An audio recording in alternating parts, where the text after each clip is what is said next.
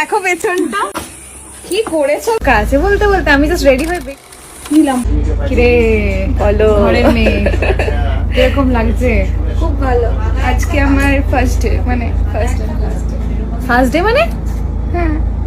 কিসের first day? আর মহুয়াতে first day. তাই?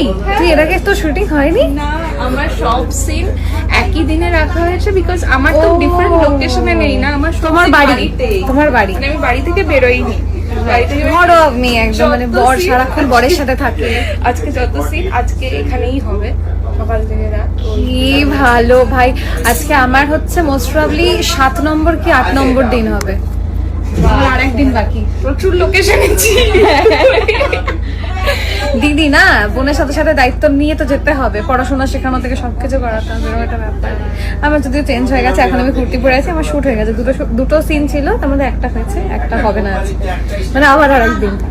ও তাহলে কি ভালো। আমার তো রোজ শুটিং এ আসতে ভালো লাগে। আমার একই দিনে এতগুলো সিন না করিয়ে যদি রোজ ছোট ছোট ছোট, আমি এটা বলছি না যে আমার পার ডে বাড়ুক এই জন্য, বাট আমি ওই আর কি মানে নিজের জন্য মানে স্যাটিসফ্যাকশন ভালো, মানে কাজ করতে ভালো লাগে, তাই তো? হ্যাঁ, এটা সবারই ভালো লাগে, কাজ করতে সবার ভালো লাগে।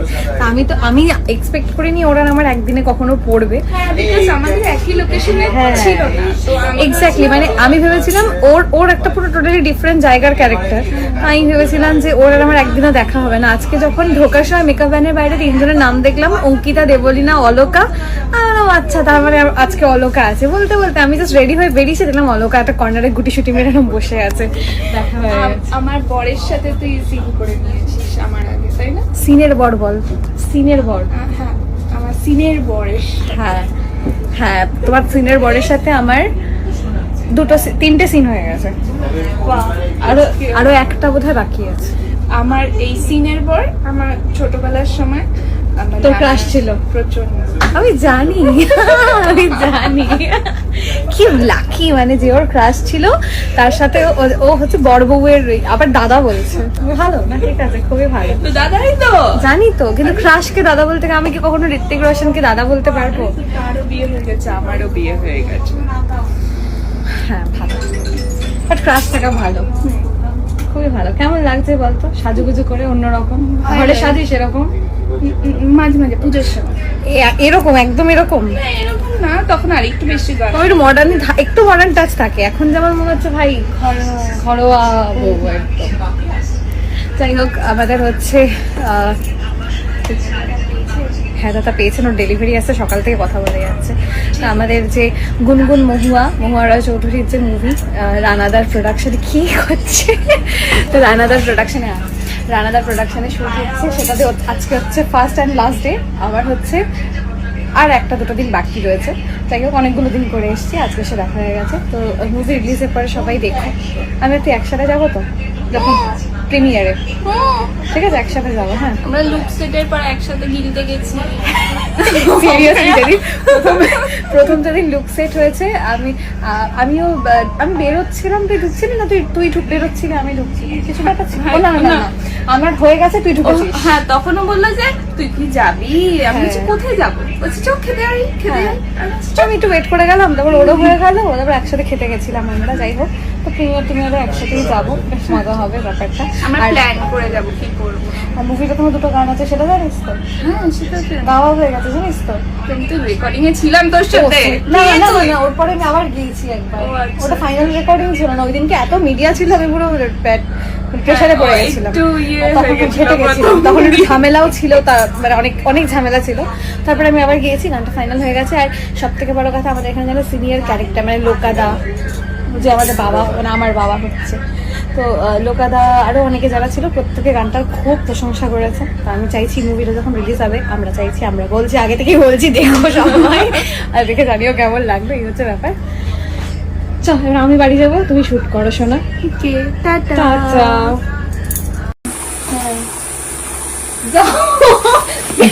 পেটি নিয়ে আসছে, দেখো পেছনটা। আমাদেরকে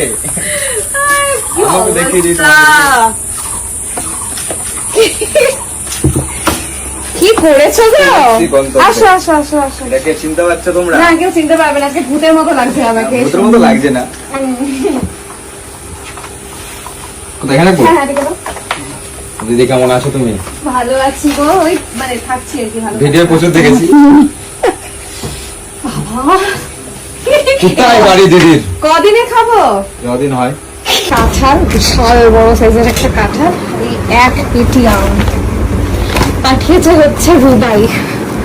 রুবাই মানে জোয়ারদারের যে পুচকুটা, মানে জোয়ারদার শাড়ি হাউসের যে পুচকু ওনার ছোট ভাই, ও পাঠিয়েছে।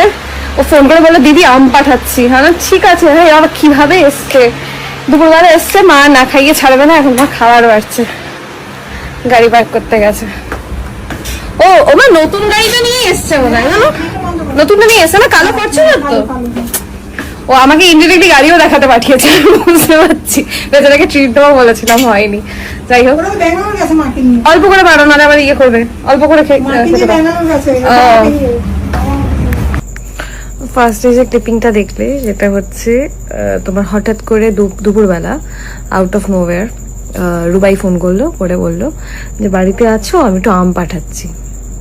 তো বলে আম পাঠিয়ে দিয়েছে, আম পাঠিয়েছে, কাঁঠাল যেটা আমি হাতে নিয়ে দাঁড়িয়েছিলাম ওইটা পাঠিয়েছে ইয়ে থেকে, শান্তিপুর থেকে ওটা পাঠিয়েছে। যাই হোক, এটা হচ্ছে তোমার গতকাল দুপুরের ঘটনা।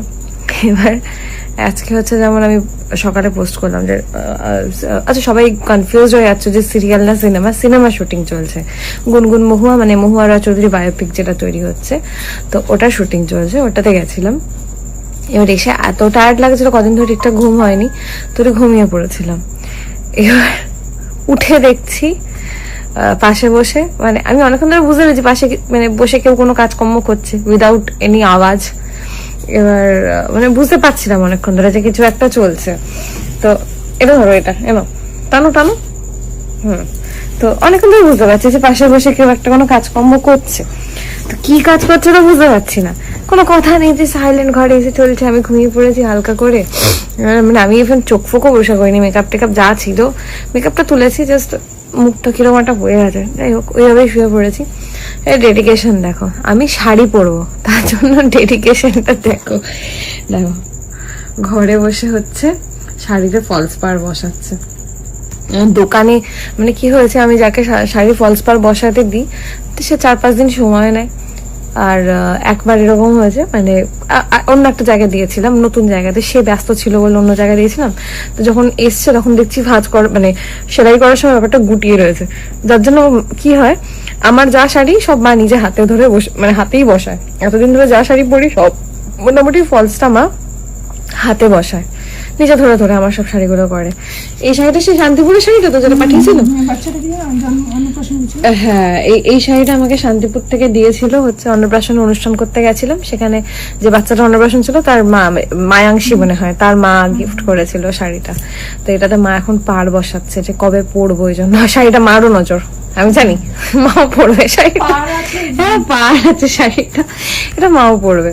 তো এই হচ্ছে ডেডিকেশন, মানে নিজে ঘুমাও চাই না ঘুমাও, যাই করো না কেন, ইভেন এরকম না যে আমার সাথে মায়ের ঝগড়া হয় না, অবভিয়াসলি হয়, সেটা সবার সাথে সবারই হয়, বাট এই হচ্ছে ডেডিকেশন, পিঠ পিছে এই করতে থাকে, মানে আমার জন্য কি করা যায়, এই হচ্ছে ব্যাপার।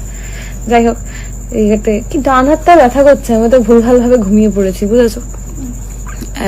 যাই হোক, আমি কালকে না সরি বুধবার দিনকে আমি চুচুড়া আসছি। কখন আসছি এক্ষুনি বলতে পারবো না, বাট সেটাও বলে দেবো। চুচুড়াতে কোথায় আসছি বলো তো, স্বর্ণদ্বীপ জুয়েলার্সে আসছি। তো স্বর্ণদ্বীপে শুধু বুধবারের জন্য, মানে 17 জুনের জন্য একটা ধামাকা অফার আছে। মানে আমি জাস্ট শুনে উড়ে গেছি, আমি ফার্স্ট শায়কের ভিডিওতে শুনেছি, তারপরে দাদাও কল করেছিল, স্বর্ণদ্বীপের দাদা, যে অফারটা আছে। তো অফারটা কি, অফারটা হচ্ছে মোটামুটি সিলভারের জুয়েলারির ওপর মেকিং চার্জেসে 50% অফ, এটা আমি শায়কের ভিডিওতে দেখলাম।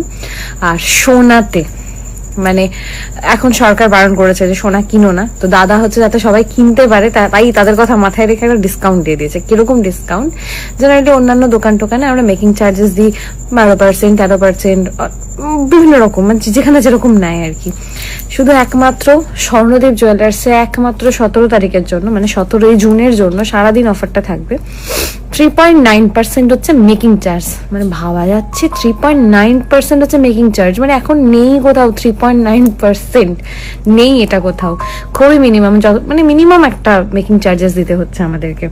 তো সেটার জন্য আমিও যাচ্ছি, জামাই ষষ্ঠী স্পেশাল অফার চলছে, তো আমার সাথে মোস্ট প্রবাবলি আমার কয়েকজন বন্ধু বা মায়ের বন্ধু কেউ না কেউ যাবে, তো আমিও যাচ্ছি। তোমরা চলে এসো অফারটাকে পেতে, জামাইদের জন্য জিনিস কিনতে, শাশুড়িদের জন্য জিনিস কিনতে, একদম চলে এসো, সবার সাথে দেখা হবে, এই হচ্ছে ব্যাপার। চলো, এটাই বলার ছিল। টাটা।